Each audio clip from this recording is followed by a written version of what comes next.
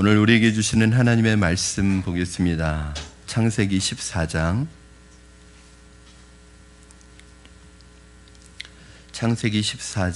8절에서 16절까지 말씀입니다.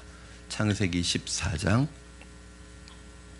8절에서 16절까지 말씀을 저와 여러분 한 절씩 교독하시고 마지막 16절은 합독해서 하나님의 말씀 받겠습니다. 소돔 왕과 고모라 왕과 아드마 왕과 스보임 왕과 벨라 곧 소알 왕이 나와서 시딤 골짜기에서 그들과 전쟁을 하기 위하여 진을 쳤더니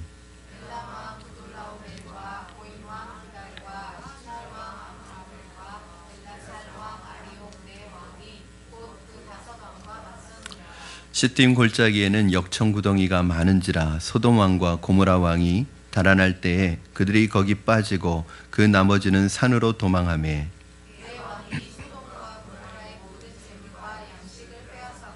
소돔에 거주하는 아브람의 조카 롯도 사로잡고 그 재물까지 노력하여 갔더라.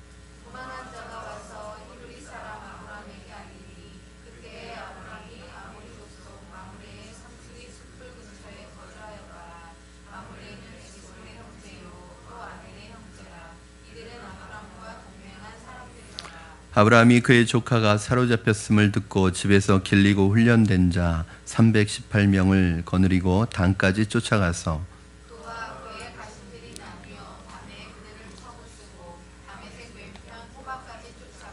모든 빼앗겼던 재물과 자기의 조카 롯과 그의 재물과 또 부녀와 친척을 다 찾아왔더라. 아멘. 우리는 지금 전쟁이 없는 평화의 시대에 살고 있습니다. 참으로 다행스럽게 생각해야 합니다. 내전이 벌어지고 있는 나라들이나 또는 우리나라의 한국 전쟁 당시의 사진을 보면 너무나 충격적이고 참혹한 모습을 보게 됩니다. 아마 여기에 전쟁을 경험한 분들은 한 분도 없기 때문에 대부분 사진이나 어떤 영상을 통해서 봤을 텐데 상대방의 포로의 옷을 벗겨서 뒤에서 총살시키는 장면이나 사람들을 구덩이에 이렇게 몰아넣고 생매장하는 그런 끔찍한 장면들을 우리는 영상이나 사진을 통해서 봤습니다. 그 영상을 한번 보면 쉽게 잊혀지지가 않고 계속 뇌리에 남을 정도로 충격적입니다. 어쨌든 전쟁은 그야말로 가장 큰 비극이고 전쟁은 그래서 무조건 일어나면 안 됩니다. 일단 전쟁이 일어나면 개인이든 나라든 모두 행복할 수가 없습니다. 전쟁은 이겨도 남는 것이 없습니다. 그런데 만일 지게 되면 재산은 물론이고 생명까지 모든 것을 잃고 맙니다. 그래서 사람들은 전쟁이 터지는 것을 가장 두려워합니다. 오늘 왜 전쟁에 대한 이야기로 시작을 했느냐 하면 오늘 창세기 13장은 여러분 성경에서 처음으로 전쟁의 이야기가 나오는 장이 창세기 13장입니다. 이전에도 전쟁이 있었는지는 잘 모르겠어요. 어쨌든 그러나 성경의 기록상 전쟁이 나오는 첫 번째 전쟁입니다. 전쟁도 그냥 부족끼리의 아주 작은 싸움이 아니라 북부에 있었던 메소포타미아의 네 나라가 동맹을 하고 가나안에 있었던 5나라가 동맹을 해서 원정을 가서 싸우는 그야말로 굉장히 큰 전쟁이고 이게 이제 고대 중동 전쟁의 하나였습니다. 첫 번째 전쟁인지는 잘 모르겠습니다. 어쨌든 고대 중동 전쟁의 어떤 시발점을 알리는 그런 큰 전쟁이었습니다. 이 전쟁은 아브라함이 하란을 떠나온 지 한 9년째 되는 아브라함의 나이가 84세가 되었을 즈음에 일어났을 것이라고 보는데 이 전쟁은 북부 메소포타미아에 있는 네 나라 엘람, 시날, 엘라살, 고임 이 네 나라와 가나안에 있었던 남의 사해 지역을 중심으로 형성된 5개의 나라 소돔, 고모라, 아드마, 스보임, 소알 이 5개의 나라가 서로 충돌을 하게 됐는데 그렇게 된 이유는 뭐냐 하면 사실은 당시에 이 북부 메소포타미아에 있었던 그 엘람 왕 그돌라 오멜이라는 이 왕은 가장 강력한 왕이었고 이 엘람 군대는 아주 많은 그 나라에게 공포를 줄 정도로 무서운 군대였습니다. 그러다 보니까 이 악명 높은 이 군대에 그 기가 눌려서 남쪽에 있었던 이 사해를 중심으로 이루고 있었던 또 가나안에 있었던 대부분의 나라들이 이 엘람왕 그돌라오멜에게 조공을 바치고 있었던 것 같습니다. 12년 동안 조공을 바치고 있다가 이제 13년째 되는 해에 우리가 계속 이렇게 당하고만 있을 수는 없지 않느냐, 우리가 연합하면 엘람왕 정도는 이길 수 있지 않겠느냐라는 그런 판단이 선 것 같아요. 그래서 배신을 했습니다. 조공을 바치지 않기로 결의를 했습니다. 엘람왕은 화가 나가지고 배신을 당했기 때문에 혼자서 싸우는 게 아니라 북부 메소포타미아에 있는 다른 세 나라, 지금으로 하면은 이라크와 이란 지역의 네 왕과 동맹을 맺고 이 팔레스틴 지역의 5나라의 전쟁을 선포하고 전쟁을 치르러 왔습니다. 뭐 결과로는 여러분이 잘 아는 것처럼 엘람왕 그돌라오멜이 이끄는 북부 메소포타미아의 군대가 승리를 하였습니다. 이 전쟁으로 말미암아 굉장히 많은 피해가 있었겠죠. 그리고 상당히 많은 사람들이 포로로 끌려가게 되었는데 그 포로로 끌려간 그 사람들 안에 누가 있었냐면 바로 아브라함의 조카 롯이 같이 끌려가는 데서부터 오늘 이 이야기가 시작이 돼요. 사실은 성경은 역사 기록이 아닙니다. 단순한 어떤 전쟁의 역사 기록을 남겨놓기 위해서 이 북부 메소포타미아 남부 이 팔레스틴 지역에 있었던 나라와의 전쟁 이야기를 싣고 있는 것이 아니라 하나님께서 많은 전쟁이, 저는 이 전쟁이 이 하나만 있었을 거라고는 생각하지 않아요. 많은 전쟁 중에서 특별히 이 하나의 전쟁을 성경의 기록에 남겨둔 이유는 전쟁 기록을 남겨놓기 위한 것이 아니라 하나님께서 이것을 통해서 우리에게 주시고자 하시는 교훈이 있을 것이라는 거예요. 메시지가. 그게 무엇이냐? 왜 성경이 이 초창기의 고대 중동 전쟁을 기록하고 있는 이유가 무엇이냐? 첫째, 여러분 롯의 선택이 얼마나 어리석은 선택이었는지를 교훈하기 위해서였습니다. 우리가 지난 시간에 봤던 것처럼 롯은 목초지를 선택할 때 어떤 기준을 가지고 그 땅을 선택했냐 하면 물이 넉넉하고 풀이 넉넉하고 또 언제든지 도망할 수 있는 성 가까이 있는 곳에 자기의 목초지를 선택했고, 철저하게 어떤 신앙적인 기준이나 신앙적인 판단이 아니라 그야말로 흔히 말하는 인간적인 생각으로 자신의 땅을 선택을 했습니다. 여러분, 그래도 롯은 안 믿는 사람이 그런 선택을 했다고 하면 그건 당연한 것이라고 생각하지만 롯은 그래도 하나님을 믿는 사람이었습니다. 그런데 하나님을 믿는 롯이 어떤 결정과 아주 중요한 결정, 거주지에 대한 결정을 할 때 순전히 믿음의 결정이 아니라 하나님의 기준의 결정이 아니라 자기의 보기에 인간적으로 옳다고 생각하는 인간적인 생각을 가지고 결정을 한 거예요. 롯의 결정 안에는 하나님이 전혀 포함되어 있지 않았습니다. 하나님 생각은 하나도 들어있지 않았습니다. 하나님에 대해 의식하는 모습이 전혀 없었습니다. 하나님은 이 전쟁을 통해서 믿는 사람이 안 믿는 사람과 똑같은 결정을 내리는 것이 얼마나 어리석은 짓인지를, 행동인지를 교훈하는 샘플로 오늘 보여주시고 계신 것입니다. 그리스도인들은 안 믿는 사람과 똑같은 결정을 내려서는 안 됩니다. 눈에 보이는 것 따라가서는 안 됩니다. 나의 계획에 하나님이 포함되어 있지 않으면 안 됩니다. 나의 계획 속에, 어떤 나의 결정 속에 하나님이 포함되어 있지 않고 하나님이 의식되지 않으면 어떤 변수가 발생했을 때 큰 낭패를 경험하게 되어 있습니다. 지혜에는 두 가지 지혜가 있습니다. 하나님의 지혜가 있고 인간의 지혜가 있습니다. 여러분, 사람의 지혜는 어떤 지혜냐면 확률의 지혜입니다. 그러니까 사람들은 오랫동안 자신이 경험했던 것, 그리고 경험되어졌던 사건들과 일들을 통계적으로 그것을 모아가지고 이런 경우에는 이렇게 될 것이라는 통계적인 지혜를 가지고 있어요. 이게 사람의 지혜입니다. 그러나 하나님의 지혜는 어떤 지혜냐면, 하나님의 지혜는 사람의 생각과 통계를 뛰어넘는 지혜입니다. 이 사람의 지혜가 평상시에는 도움이 됩니다. 전혀 지혜나 지식이 도움이 안 되는 건 아니에요. 저는 그렇게 생각하지는 않습니다. 도움이 될 때도 있어요. 그러나 위기 상황에 부딪히면 우리가 가지고 있는 인간적인 지혜나 지식이 그야말로 아무 소용이 없습니다. 우리가 세상에서 공부했던 그 학벌과 그 학위와 그 모든 것이 평상시에는 도움이 됩니다. 그러나 영적인 위기와 영적인 어려움이나 유사시에는 그것이 한낱 종이장에 불과하다는 것을 깨닫게 됩니다.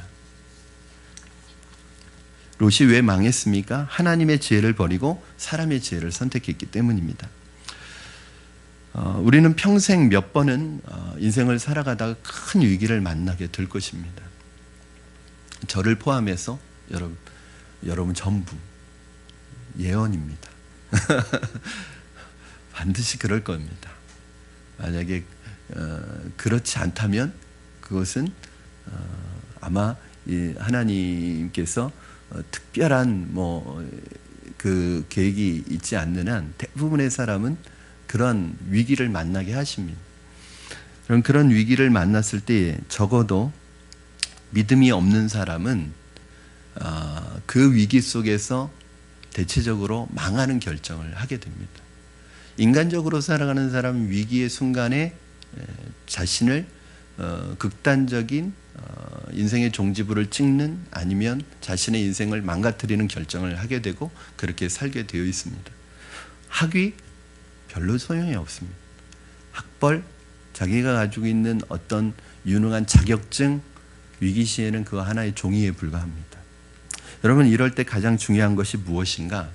이 영적인 감각이에요. 저는 이 감각이라는 말보다는 어떤 영적인 지혜라고 그렇게 생각을 합니다. 감각이라는 말보다는 지혜라는 표현이 더 좋을 것 같아요.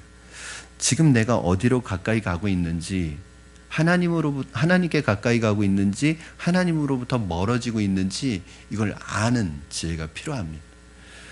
칠흑같이 어둡고 방향을 알 수 없을 때 자기가 지금 적지를 향해 가고 있는지 아군 쪽을 향해 가고 있는지 이걸 아는 것, 이것이 바로 군인들의 그 감각입니다.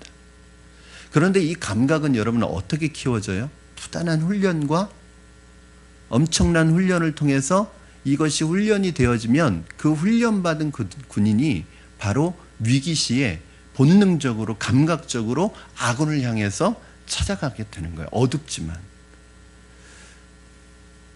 지금도 실제로 그 특수부대 같은 경우는 그냥 지도 한 장 던져주고 나침반 하나 던져주고 그냥 찾아오도록 어디에다 떨어뜨려 놓고 찾아오도록 그런 훈련을 하지 않습니까?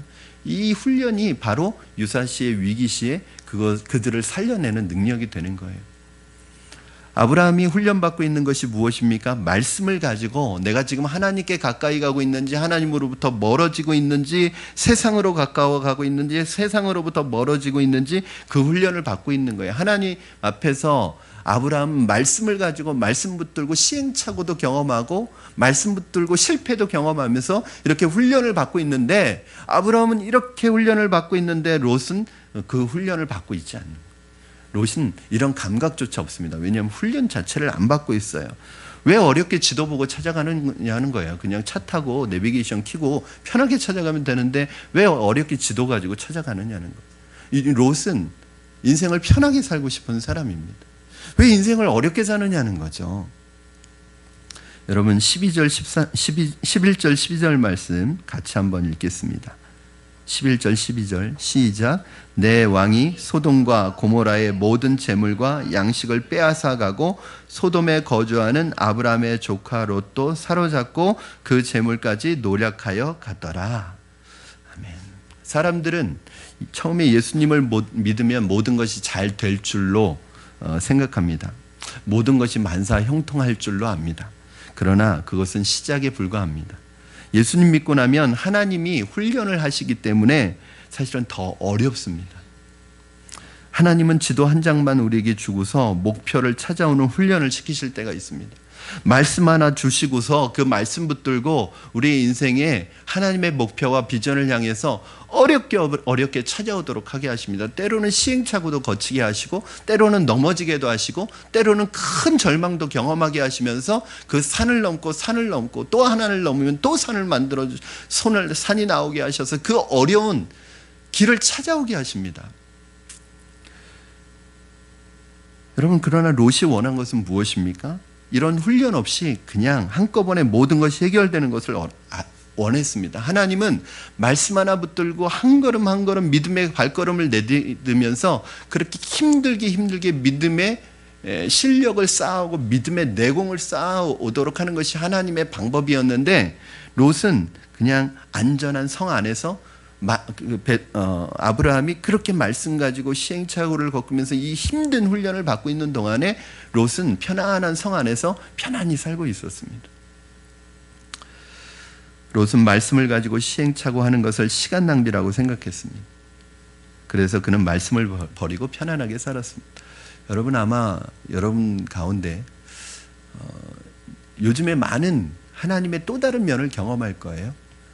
하나님은 늘 하나님이 축복하시면 그냥 모든 것이 만사형통하게 하시고 어려운 거 하나도 없게 하시고 그냥 모든 산을 평지로 만들어 버리셔서 그냥 탄탄대로를 달리게 하시는 하나님인 줄 알았는데, 하나님을 알아가면 알아갈수록 하나님은 우리의 삶을 한 걸음 내딛기조차 힘들 정도로 그렇게 힘들게 우리를 훈련시켜 가시는 하나님이라는 것을 알게 될 거예요. 그래서 때로는 막 짜증도 나고 힘들고, 하나님 나한테 왜 이래요? 하나님 왜 나한테만 이래요? 하나님 나한테 좀 편한 길을 주세요. 하나님 떠나고 싶을 때가 있고, 하나님 원망스러울 때가 있고, 그런 거예요. 그런데 그것이 바로 우리를 단단하게 만듭니다. 그것이, 여러분, 그런 상황이 하나님이 우리를 인도하시고 계시지 않다는 게 아니라 어떤 면에서는 하나님께서 우리의 신앙생활의 진짜 신앙의 현장인 광야를 지금 가게 하시는 거예요. 여러분, 신앙이라는 것은 홍해를 건너는 그 감격과 그 축복과 그 노래가 신앙생활의 전부가 아니라 그 홍해를 건넌 이후에 40년간의 광야를 걸어가는 것이 신앙생활입니다. 사랑하는 여러분, 편하게 믿는 것은 망하는 것입니다. 혹시 지금 하나님을 편하게 믿고 싶은 분 계십니까? 말씀 붙들고 가면 선택의 폭이 굉장히 좁아집니다. 말씀을 가지고 선택하려니까 갈 직장이 별로 없습니다. 이번에 집사님 한 분이 직장을 선택하고 직장을 이렇게 준비하는데 말씀을 붙들고 가려니까 갈 직장의 선택의 폭이 줄어드는 거예요. 지금 있는 접촉이 온 직장도 뭐 나쁘지 않은데 내가 지금 훈련 받는 거, 또 말씀 듣는 거, 신앙 지키는 거 생각해 보면 이거는 선택할 수가 없는 거예요. 말씀 붙드니까 갈 직장도 없습니다. 남자가 그렇지 않아도 부족한데 신앙까지 좋은 사람 찾으려고 하니까 아예 씨가 마른 거예요. 성경 공부하지 않고 자기 짝 찾아서 선택해야 하는 그 시간에 큐티하고 주님 인도받다 보니까 아무것도 남는 게 없는 거예요. 말씀을 붙드는 사람은 바닥까지 내려가도 다시 재기하게 만드십니다. 말씀을 가지고 있는 사람은 아무리 미로에 빠져도 길을 찾아 나옵니다. 여러분, 혹시 너무 편하게 살고 편하게 믿고 싶지 않습니까? 이게 우리의 유혹이에요. 그런 생각이 들 거예요. 그냥 아무것도 모르고 신앙생활 할 때가 좋았지. 그냥 뭐 너무 힘들어가지고 그냥 옛날이 좋았지, 그렇게 생각할 때가 있습니다. 왜 이렇게 힘들게 신앙생활 해야 되는지, 왜 이렇게 어렵게 신앙생활 해야 되는지, 그런 마음이 들 때가 있는 거예요. 근데 여러분, 놀라운 것은 예수님이 뭐라고 그러셨냐면 너희가 넓은 길로 가지 말고 좁은 길로 가래. 넓은 길은 길이 넓고 길이 좋아서 가는 사람이 많지만 멸망의 길이요, 좁은 길은 좁고 협착해서 가는 사람이 없지만 생명의 길이. 여러분, 대부분의 세상 사람들은 어떤 길을 택할까요? 넓은 길 택하죠.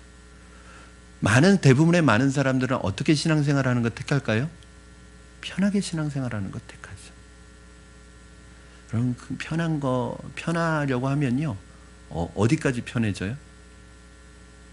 서 있으면 앉고 싶고, 앉으면 눕고 싶고, 누면 자고 싶고, 제일 편한 건 가시는 게 제일 편한 거. 여러분, 이 세상에 살아있는 동안에 어떤 분이 그러더라고요. 잠은 천국 가서 실컷 잔다. 모르겠어요. 천국 가서 잠을 잘 수 있을지는 모르겠지만, 여러분, 이 세상에 주어진 우리의 시간들 안에서 하나님께서 나에게 주신 그 말씀 붙들고 살아가기 위해서는 때로는 남들이 하지 않는, 남들이 살아가지 않는, 걸어가지 않은 길을 걸어가야 될 때가 있는 거예요. 저는 그것이 멋있다고 생각이 들어요. 어디가 길인지, 어디로 가면 살 수 있는지 이거 어떻게 아느냐? 감이 와요. 감이. 이게 지혜가 오는 거예요. 제가 말하는 감은 지혜입니다, 여러분. 그 감이 있는 사람이 사는 거예요. 어떤 위기가 와도 다시 재기합니다. 여러분 그런데 경험하신 적 있으세요? 저도 어떤 막 위급한 상황이 되면요, 그때 마음속으로 기도하거든요. 하나님, 제가 이 상황에서 가장 지혜롭게 행동할 수 있는 게 어떤 것인가요? 그러면요, 이게 마치 그냥 정말 하나님이 주시는 지혜가 번뜩일 때가 있어요. 한두 번이 아니라 제가 위기를 만나고 위기를 경험할 때마다 하나님 어떻게 해야죠? 그러면 만약에 평상시 같으면 전혀 기억할 수 없는 부분들, 생각할 수 없는 부분들을 그 짧은 시간에 머리에서 막 움직이는 거예요. 이 생각들이. 이게 감이에요. 감. 지혜예요. 그런데 이 감이요, 아무에게나 생기는 게 아닙니다. 어떤 사람에게 생겨요? 평상시에 말씀으로 훈련 받은 사람에게 위급할 때 이 감이 생기는 거예요. 평상시에 훈련이 안 된 사람은 위급하면 당황해서 있던 생각마저도 리셋됩니다. 우리 집사님들이 제가 훈련할 때 암송 딱 들어가면 목사님 아무 생각도 안 나는데요. 들어오기 전까지는 분명히 막 이렇게 술술 암송을 했는데 이제 암송을 딱 이렇게 체크하면은 머리가 하얘진대요.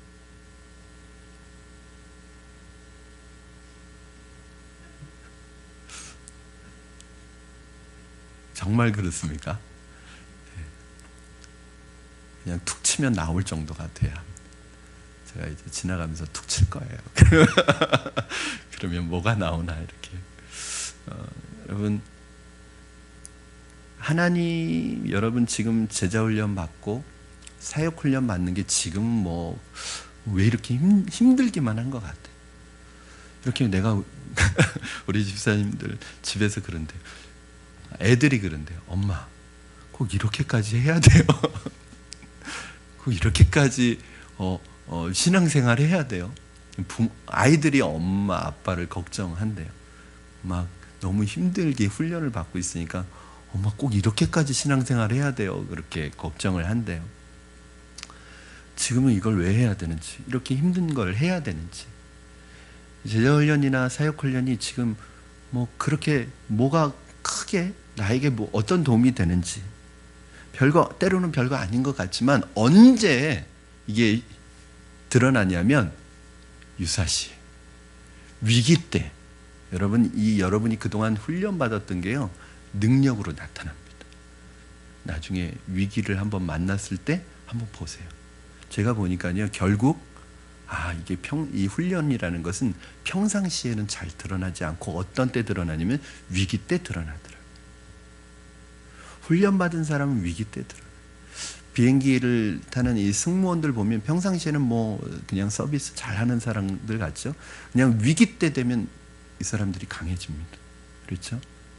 훈련이 없는 사람은 위기 때 되면 도망갑니다. 제가 교회에서도 이렇게 교회를 섬기는 모습들을 보면 정말 교회가 어렵고 힘들 때 훈련받은 분들이 틀리긴 틀려요.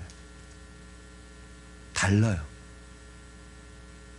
저는 여러분이 받은 그 훈련이 정말 여러분 위기 때, 위기의 순간에 여러분에게 영적인 감각을 드리는, 영적인 지혜를 드리는 영적인 능력이 되기를 주님의 이름으로 축원합니다. 롯은 이게 없었어요. 왜? 편하게 살려고 했으니까. 그러나 아브라함은 말씀 가지고 붙들고 말씀 붙들고 훈련을 받았어요. 그 삶이 힘들고 어렵지만 아브라함은 위기의 순간에 빛을 발하는 거예요. 사랑하는 여러분, 롯은 소돔이 자기를 지켜줄 줄 알았습니다. 롯과 같이 안전하리라고 믿고 있는 그 성이 여러분 나를 가두는 감옥이 될 수 있습니다. 내가 편안하게 살려고 만들어 놓은 그 성이 나를 가둬두는 감옥이 될 수 있습니다. 왜냐하면 그 믿었던 성이 무너지는 날 엄청난 고통을 경험하게 될 것입니다. 저는 여러분이 말씀의 반석 위에 세상적인 성을 의지하고 그 성이 나를 지켜줄 것이라고 생각하지 말고 말씀의 반석 위에 굳게 서시는 여러분 되기를 주님의 이름으로 축원합니다. 두 번째는 롯이 포로로 잡혀갔다는 소식을 들었을 때 아브라함의 반응이에요. 여러분, 아브라함은 조카 롯이 잡혀갔다는 말을 듣자마자 생각할 시간도 없이 바로 롯을 구하기 위해 자신의 모든 걸 건 구출 작전을 벌입니다. 13절 14절 말씀 우리 같이 한번 읽겠습니다. 시작. 도망한 자가 와서 히브리 사람 아브라함에게 알리니 그때 아브라함이 아모리 족속 마므레의 상수리 숲을 근처에 거주하였더라. 마므레는 에스골의 형제요 또 아넬의 형제라. 이들은 아브라함과 동맹한 사람들이더라. 아브라함이 그의 조카가 사로잡혔음을 듣고 집에서 길리고 훈련된 자 318명을 거느리고 단까지 쫓아가서, 여러분 단이면 어디죠? 이스라엘의 그 지도 제일 위쪽, 그쪽이 단이죠. 그래서 이스라엘 지도를 얘기할 때 단에서 부엘세바 이렇게 얘기하는, 단이 이제 가나안 땅 북쪽 그 경계고 부엘세바가 남쪽 경계예요. 그 단까지 쫓아 올라갔대요. 저는 이 사실이 참 놀랍습니다. 여러분, 아리랑 가사에 보면 나를 버리고 가시는 님은 심리도 못 가서 발병이 난다 뭐 이런 가사도 있잖아요. 내 마음에 못을 받고 떠난 사람에게 대해서 감정이 편할 수가 없습니다. 삼촌을 버리고 혼자 잘 살겠다고 좋은 땅 골라서 가버린 그 얄미운 조카 롯이 여러분 잡혀갔을 때 보통 사람 같으면 어떤 생각이 들었을까요? 쌤통이다 그놈, 잘됐다. 네가 잘 되나 보자. 나를 버리고 가서 나를 떠나서 네가 잘 되나 보자. 그렇게 생각했다가 어려움을 당하면 그거 쌤통이다. 이렇게 생각하게 될 거예요. 그런데 여러분, 아브라함은 그렇게 하지 않았습니다. 여러분, 나에게 상처를 준 사람이 망하게 될 때 좋아하지 마십시오. 왜요? 하나님이 기뻐하지 않으십니다.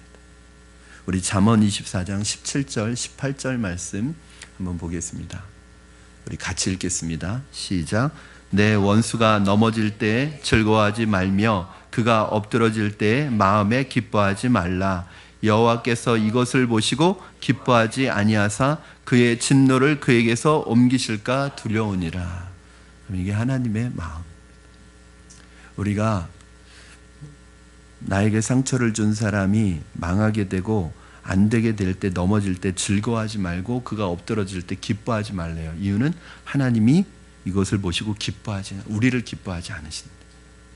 그리고 그 사람의 그 진노를 옮기신다. 옮기실까 두려워. 나에게 옮기실까 두렵다는 거예요. 아브라함은 단순히 기뻐하지 않은 정도가 아니라 한 걸음 더 나아가서 자신의 모든 것을 던져서 그를 구하러 갔습니다. 하나님의 사람은 자기에게 상처를 주고 떠난 사람이라 할지라도 그 사람이 공경에 처했을 때 힘 닿는 대로 도와주라는 거죠. 잠언 24장 11절 12절 우리 같이 읽겠습니다. 시작. 너는 사망으로 끌려가는 자를 건져주며 살육을 당하게 된 자를 구원하지 아니하려고 하지 말라. 내가 말하기를 나는 그것을 알지 못하였노라 할지라도 마음을 저울질하시는 이가 어찌 통찰하지 못하시겠으며 내 영혼을 지키시는 이가 어찌 알지 못하시겠느냐. 그가 각 사람의 행위대로 보응하시리라. 아멘. 여러분, 성경의 중요한 단어 중에 하나가 뭐냐면 인애라는 단어가 있어요. 인애. 이 인애라는 단어가 한글로 번역될 때 인애라고도 하지만 이 원어는 여러 가지 단어로 번역이 됩니다. 헤세드라는 단어인데 이게 어느 때는 인애로 번역되기도 하고 어느 때는 긍휼로 번역되기도 하고 어느 때는 사랑으로 번역되기도 하고 어느 때는 인자로 번역되기도 하고 상황과 문맥에 따라서 번역이 그렇게 다양하게 되는데, 이 인애라는 건 뭐냐면 어떤 사랑이죠. 사랑인데 어떤 사랑이에요? 언약적인 사랑입니다. 언약적인 사랑. 이게 뭐냐면 책임지는 사랑. 그러니까 결혼식은 언약이잖아요. 이건 뭐냐면 책임지는 사랑입니다. 여러분, 내 생명을 걸고 나와 언약한 사람의 목숨을 지켜주는 것, 이게 인애예요. 여러분, 여호수아가 가나안 땅에 딱 들어갔을 때 기브온 족속과 언약을 맺죠? 맺지 말아야 되는데 속아서 언약을 맺어요. 심지어는 속아서 맺은 언약일지라도 그 가나안 그 도시 왕들이 기브온이 항복했다는 말을 듣고 기브온성을 공격했을 때 언약을 맺었기 때문에 어떻게 해줘야 돼요? 가서 구해줘야 돼, 지켜줘야 돼. 이게 언약적인 사랑이 책임져주는 사랑이에요. 아브라함은 롯이 잡혀갔다는 소식을 듣자마자 아브라함은 조카 롯과 했던 언약이 생각났을 거예요. 어떤 언약을 했죠? 우리는 한 골육이다. 결정적인 순간에 우리가 서로 도와야 된다. 이렇게 했던 그 언약이 기억이 났을 거예요. 생각하는 것은 다르고 믿음의 정도는 달라도 롯은 그래도 어떤 사람이에요? 하나님의 백성이에요. 남이 아니란 말이죠. 그러나 상대가 누굽니까, 여러분? 5 왕을 싸워서 이긴 북쪽 메소포타미아의 맹주였던 그돌라 오멜이라는 이 강력한 왕인데, 그 하나로도 강력한데 4개 연합군이에요. 아브라함 혼자 이 사람들을 당해낼 수 있습니까? 없습니까? 없죠. 불가능하죠. 그래도 아브라함이 불가능한 줄 알면서, 이길 수 없을 줄 알면서 이 싸움에 개입을 한다는 거예요. 여러분, 인애는 뭐냐 하면 계산하지 않는 사랑입니다. 여러분, 그리스도인들은 계산하지 않습니다. 네가 나에게 이만큼 주었으니까 나도 너에게 이만큼 주겠다는 게 아니에요. 한 번 언약을 맺었으면 죽을 때까지 변하지 않는 것입니다. 조카가 눈앞에 잡혀가고 있는데 이건 내 힘으로 할 수 있느냐 없느냐 따져서 할 수 없으면 안 가는 것이 인애가 아니라, 할 수 없는 것 알지만 그 약속을 지키기 위해서 그 전쟁에 참여하는 거예요. 아브라함은 상대가 자신의 전력과 객관적으로 어떤가 계산하지 않았습니다. 그랬다면 이런 무모한 전쟁을 시작할 엄두도 못 냈을 거예요. 세상에서 똑똑한 사람들, 세상에서만 그렇습니까? 교회 안에서도 똑똑한 사람들의 특징이 뭐냐면 너무 계산이 빠르다는 거예요. 그러나 이러한 사람들은 자신의 지식과 경험을 바탕으로 앞뒤를 잰 다음에 움직이기 때문에 오히려 아무런 역사도 경험하지 못합니다. 계산하고 상식적으로 움직여서 이루어질 수 있는 믿음의 위대한 역사는 없습니다. 대부분 우리가 경험하게 되는 하나님이 하셨다라고 밖에 말할 수 없는 위대한 믿음의 역사와 경험은 내 한계와 내 계산을 초월한, 내 계산을 뛰어넘은 하나님의 역사가 나타날 때, 그때 하나님이 하셨다고 하고 위대한 역사라고 하지, 내 계산과 내 지식과 내 경험에 의해서 하나님이 일하시지 않습니다. 그러므로 저와 여러분이 만약에 내 경험과 내 지식과 내 계산에 그 내 이성의 한계 내에서만 만약에 신앙생활을 한다면 일평생 가도 하나님의 기적과 역사는 경험하지 못할 거예요. 여러분, 저는 개인적으로 하나님께서 신앙을 업그레이드 시키는 때가 있더라고요. 그게 무슨 말이냐면, 제가 초신자의 때는 하나님이 너무 많은 기쁨을 주셨어요. 이렇게 하는 것도 기쁘고 저렇게 하는 것도 기쁘고 이렇게 하는 것도 기뻐요. 그러나 어느 날 보면은 죄를 지어서가 아니라 그 모든 것들을 주님 앞에서 하고 있는데 내 마음에 기쁨이 없어질 때가 있어요. 그때는 어떤 마음이냐면, 제가 뭔 죄를 지어서 기쁨이 없는 게 아니라 기쁨의 감격과 구원의 기쁨과 감격을 잃어버려서가 기쁨이 없는 게 아니라, 그때 저에게 주신 지혜는 네가 한 단계 성장하기를 원한다는 느낌이었어요. 그래서 그때마다 하나님 앞에 드려지는, 헌신하는 그것을, 제 신앙의 수준을 하나님 앞에 한 걸음 더 나가요. 그럼 그 수준에서 느끼는 기쁨이 또 있는 거예요. 그런데 그것이 좀 지나가면 또 그게 만족이 안 되는 거예요. 하나님께서요, 그렇잖아요. 그 정도만 살아도 사실은 다른 사람보다 훨씬 잘 사는 거거든요.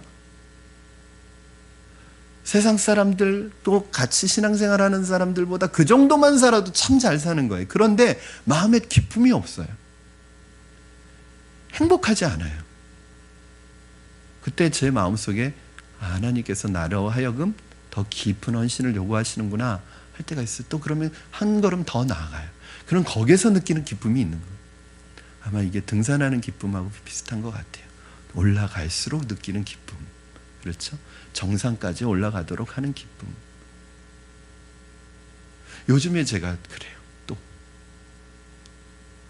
다른데로는 하나님 앞에서 최선을 다해서 살아가고 또 개인적으로 하나님과 교제하고 또 하는데 뭔가 2%가 뭔가 부족한 거예요. 제가 요즘에 기도하고 있습니다. 하나님 뭘 원하세요? 제가 어떻게 하기를 원하세요? 지금 계속 그걸 주님께 묻고 있거든요. 제가 더 나가야 되는 게 뭐죠? 또 하나님 앞에 제가 더 깊이 하나님이 원하시는 그 요구에 순종해야 되는 부분이 뭐죠? 계속 묻고 있어요. 요즘엔 그게 하나님과 요즘 저의 그 화두입니다.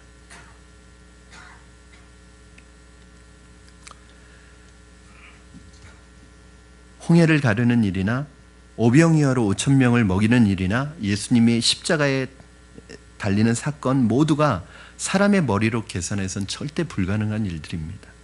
오직 믿음으로 행하는 것만이 인생을 바꾸고 역사를 바꾸는 것임을 여러분 기억하시기 바랍니다. 오늘 우리는 한번 확인해 보아야 합니다. 나에게 인애가 있는가? 끝까지 책임지는 사랑이 있는가?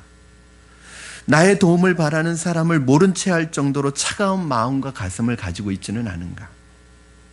왜냐하면 하나님은 우리가 어려움에 빠졌을 때 우리를 그냥 팔짱 끼고 구경하시는 분이 아니기 때문입니다. 심지어는 무모할 정도로 우리의 문제에 개입하시는 분이기 때문입니다. 사실 사정을 모르면서 남의 문제에 뛰어드는 것이 무리할 때도 있습니다. 그러나 같은 믿음의 형제가 나의 도움을 바라고 있는데 나의 도움을 기다리고 있는데도 그것을 못 본 채 한다는 것은 바로 우리 안에 인애가 없다는 거죠. 우리는 항상 지금 내가 이렇게 하는 것이 하나님이 기뻐하시는 일일까 생각해야 합니다. 상황이 유리하냐 아니냐를 묻지 마십시오. 내가 할 수 있느냐 없느냐를 묻지 마십시오. 얼마나 적이 강하냐 약하냐를 묻지 마십시오. 이 일이 하나님이 기뻐하시는 일이냐 아니냐를 물으십시오. 이게 하나님의 뜻이냐 아니냐를 물으세요. 아브라함은 이게 롯을 구하러 가는 게 하나님이 기뻐하시는 일이라고 생각한 거예요. 그러니까 상황이 좋냐 안 좋냐가 들어오지 않는 거예요. 적이 강하냐 약하냐가 들어오지 않는 거예요. 여러분, 저는 여러분이 어떤 일을 결정할 때, 결심할 때 하나님이 기뻐하시는 일을 결정하면 하나님께서 그 뒤의 일들은 하나님이 기뻐하시는 뜻 가운데 이루어 가실 줄로 믿습니다. 이게 하나님이 우리에게 주시는 도전이에요. 자신을 배신하고 떠난 롯을 구하기 위해서 객관적 전력으로는 상대가 안 되는 엄청난 적과 싸워야 하는 일인데도 아브라함은 전혀 주저함이 없이 갑니다. 15절 16절 말씀 우리 같이 읽겠습니다. 시작. 그와 그의 가신들이 나뉘어 밤에 그들을 쳐부수고 다메섹 왼쪽 호박까지 쫓아가 모든 빼앗겼던 재물과 자기의 조카 롯과 그의 재물과 또 부녀와 친척을 다 찾아왔더라. 믿음의 사람은 행동합니다. 여러분, 하나님은 믿음을 가진 사람을 도우시고요, 행동하는 사람의 삶의 인생에 개입하십니다. 다른 말로 하면 내가 믿음으로 행동하지 않으면 하나님이 개입하시지 않습니다. 우리가 자신의 능력과 상식만으로 일하면 하나님께서 개입하실 이유가 전혀 없습니다. 기도하지 않는 사람에게 하나님께서 어떻게 응답하시겠습니까? 믿음으로 순종하지 않는 분에게 어떻게 승리가 주어질 수 있겠습니까? 고민만 하고 핑계만 대고 불평만 한다면 결코 믿음의 사람이 될 수 없습니다. 믿음의 사람은 자신이 선 그 자리에서 자신이 들고 있는 것으로 자신이 할 수 있는 최선의 것을 하는 사람입니다. 밥 먹을 입은 5천 명인데 이 아이가 가지고 있는 것은 5병이요 밖에 없어요. 그렇지만 내가 선 그곳에서 내가 가지고 있는 그것으로 내가 할 수 있는 최선을 다해서 이 물고기를 주님의 손에 들려드렸을 때 5천 명이 먹는 역사가 나타난 거예요. 여러분, 내가 가진 군사는 318명밖에 없어요. 여러분, 적은 엄청난 군대, 몇 명이라고 나와 있지 않을 정도로 엄청난 군대를 가지고 있어요. 그러나 아브라함은 이게 하나님이 기뻐하시는 뜻이라는 게 중요하고 내가 가진 그것으로 내가 서 있는 그 자리에서 내가 주신 그것으로 최선을 다해서 믿음으로 움직이면 하나님께서 역사하시고 하나님께서 도와주실 것을 믿었습니다. 여러분 한번 성경을 보면 참 저는 이제 성경을 계속 읽다 보니까 이게 성경의 원리가요 66권이 있지만 똑같아요. 이게 이제 성경 통독을 하면 그동안 여러분 단편적으로 드렸던 설교 한 부분 한 부분의 성경 이야기들이 막 이렇게 꿰어지는 걸 경험합니다. 여러분 이런 원리가 성경에 얼마나 다윗이 골리앗에게 나갈 때 여러분 객관적으로 그게 되는 전쟁이냔 말이니 달걀을 바위에다 치는 것과 똑같죠. 그러나 다윗에겐 자기가 가지고 있는 물맷돌 가지고 자기가 서 있는 곳에서 자기가 가진 그것으로 최선을 다해서 하나님 앞에 나가 하나님 믿고 나가. 왜냐하면 그 일이 하나님이 기뻐하시는 일이기 때문에 이 일이 상황이 좋냐 나쁘냐 중요하지 않고 적이 나보다 세냐 안 세냐 별로 중요하지 않고 상황이 좋냐 안 좋냐 이것이 결정의 기준이 아니라 일을 하나님이 기뻐하시느냐 않느냐. 그러면 하나님이 기뻐하시는 일이면 내가 가진 거 가지고 내가 선 자리에서 최선을 다해서 믿음으로 나가는. 근데 동일하게 성경에서는 그 뒤는 하나님이 책임져 주시는 거예요. 여러분 318명 가지고 그 군대가 진치고 있는 그곳에 가서요. 그냥 그 군대 그 빼앗겼던 모든 것과 사람들을 다 찾아왔어요. 여러분 이게 말이 됩니까? 318명 가지고 그 연합군을 어떻게 아마 술을 진탕 먹었겠죠. 뭐 전쟁 끝나고 그렇죠? 그러니까 아마 제정신인 사람이 하나도 없을 거예요. 그럼 그런 것, 자 아브라함과 318명의 이 사람들이 훈련된 최정예 특수부대였냐? 그렇지 않아요. 이 싸움을 이기게 하신 분은 하나님이죠. 만약 아브라함이 움직이지 않았다면, 고민만 하고 있었다면, 행동하지 않았다면 이런 기적은 일어나지 않았을 것입니다. 상황이 아무리 불리해도 내가 가진 작은 것을 하나님께 드리며 행동해야 합니다. 그때 하나님이 도와주셔서 우리에게 없는 것을 있게 하시고 안 되는 것을 되게 만드는 기적의 주인공으로 만들어 주실 것입니다. 가진 것이 아무리 많아도 핑계만 대고 행동하지 않으면 아무 일도 일어나지 않을 것입니다.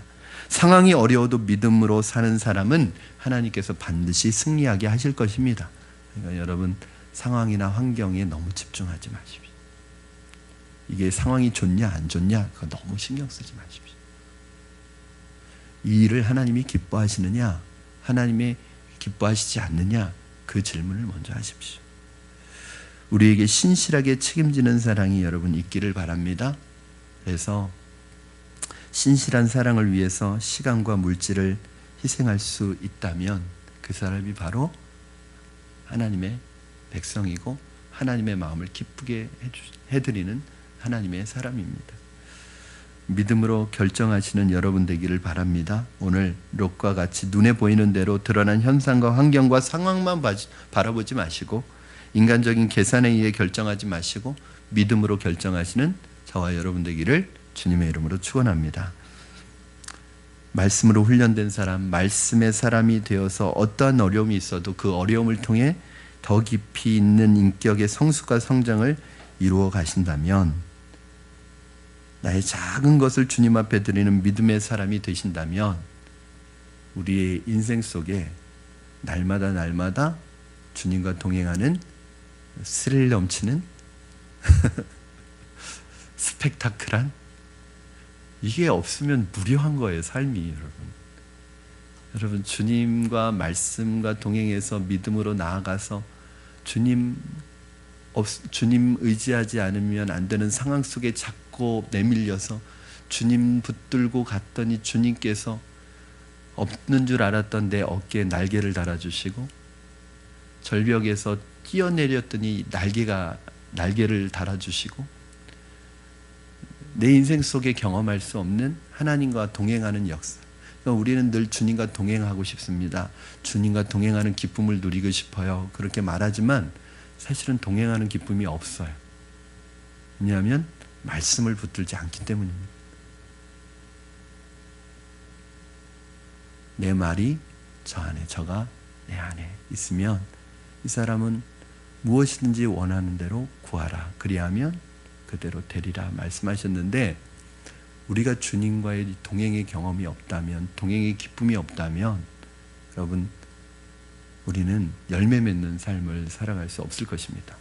오늘 이 성경에 최초로 나오는 이 고대 중동 전쟁을 통해서 두 가지 다시 한번 말씀드립니다. 상황과 환경과 여러분 현상만 보고 인간적인 계산, 현실적인 계산, 믿음 없는 선택하지 마시고, 말씀 붙들고 하나님께서 기뻐하시는 믿음의 결정을 하심으로 말미암아 하나님과 동행하는 믿음의 역사가 저와 여러분의 삶에 함께 하시기를 주님의 이름으로 축원합니다. 우리 이 시간에 주님 말씀하시면 함께 찬양하면서 주님, 훈련된 하나님의 사람이 되기를 원합니다. 그냥 저는 늘 그런 마음이 있어요, 여러분. 하나님 이왕 저를 불러주셔서 예수 믿게 해주셨는데 그냥 그럭저럭 신앙생활하다 가고 싶지 않습니다. 그냥 그럭저럭 교회나 왔다 갔다 하면서 신앙생활하고 가고 싶지 않습니다. 이왕 안 믿는 가정에서 저를 불러주셔서 모든 것 포기하고 주님 선택했는데, 이왕이면 하나님 멋지게 쓰임받게 하시고 정말 하나님을 위하여 크게 쓰임받는 하나님 백성 되게 해달라고 그렇게 기도하고 있습니다. 여러분, 오늘 저와 여러분의 삶이 말씀 붙들고 가는 것이 어렵고 힘들지만 이 삶이 우리 인생의 가장 큰 기쁨과 축복과 은혜의 삶임을 기억하시고, 결국 여러분 이 말씀의 훈련이 결정적인 위기의 순간에 나를 살리는 영적인 지혜를 줄 것임을 여러분 기억하시고, 내가 지금 말씀 붙들고 훈련받아가는 그 어려운 삶 가운데서 이것 때문에 불평하고 원망하지 마시고, 지금 당장 일이 안 된다고 낙심하지 마시고, 이것이 훈련이 되어서 하나님이 나를 크게 쓰실 것이라는 믿음을 가지고 오늘 하나님 앞에 말씀대로 나가겠다는 믿음의 고백으로 나가셨으면 좋겠습니다. 우리 주님 말씀하시면 찬양하겠습니다.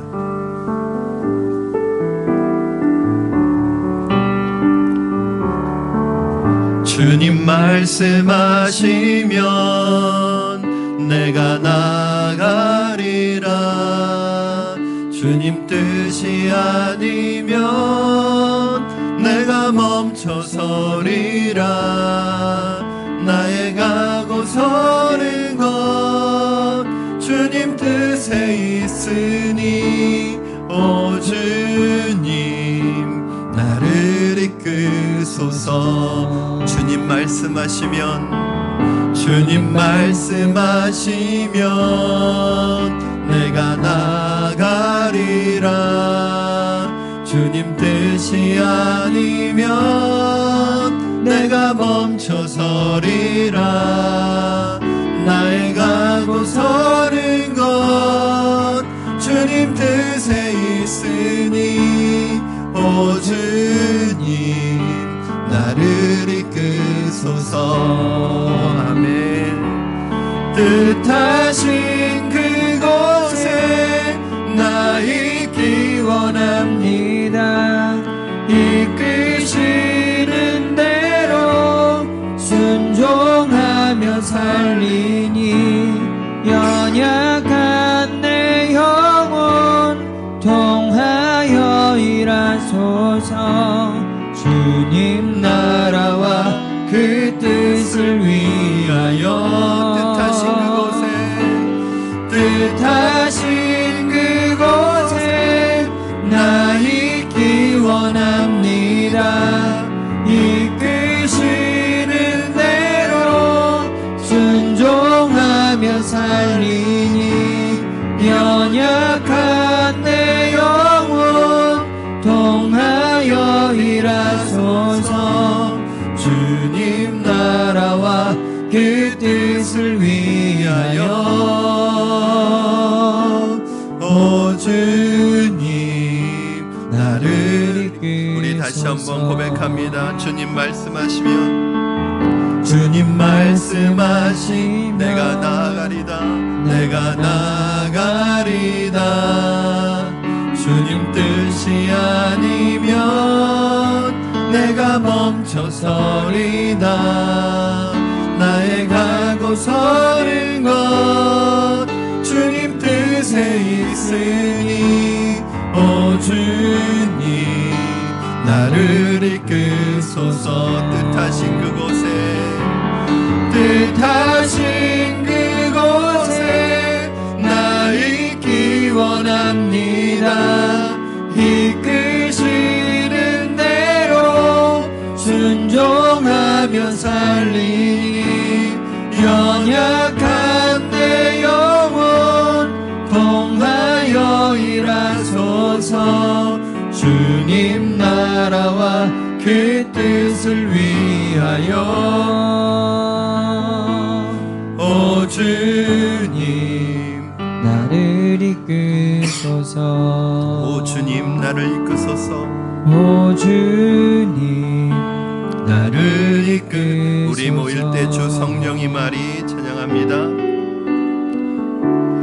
우리 모일 때 주 성령이 말이 우리 모일 때 주 이름 높이리. 우리 마음 모아 주를 경배할 때 주님 축복하시리. 주님 축복하시리. 주님 축복하신. 우리 한 번 더 고백합니다. 우리 모일 때 주 성령이 말이 우리 모일 때 주 성령이 말이 우리 모일 때 주 이름 높이. 우리 마음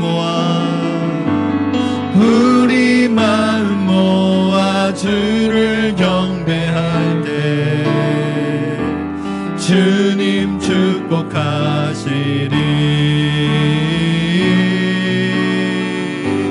주님 축복하시리. 우리 마지막으로 우리 모일 때 주 성령이 말이 우리 모일 때 주 성령이 말이 우리 모일 때 주 이름 높이리. 우리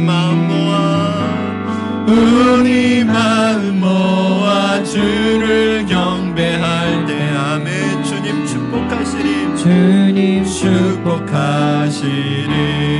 주님 축복하시리. 주님 축복하시리. 우리 시간에 우리 마음을 모아서 오늘 주신 말씀 붙들고 우리 합심하여 기도하며 나가시겠습니다.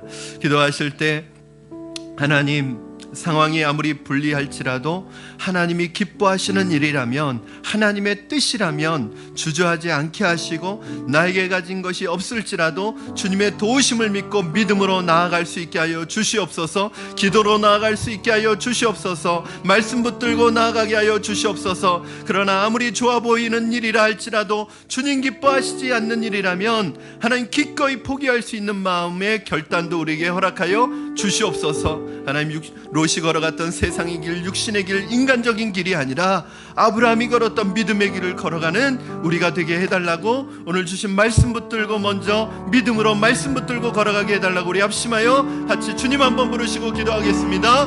주여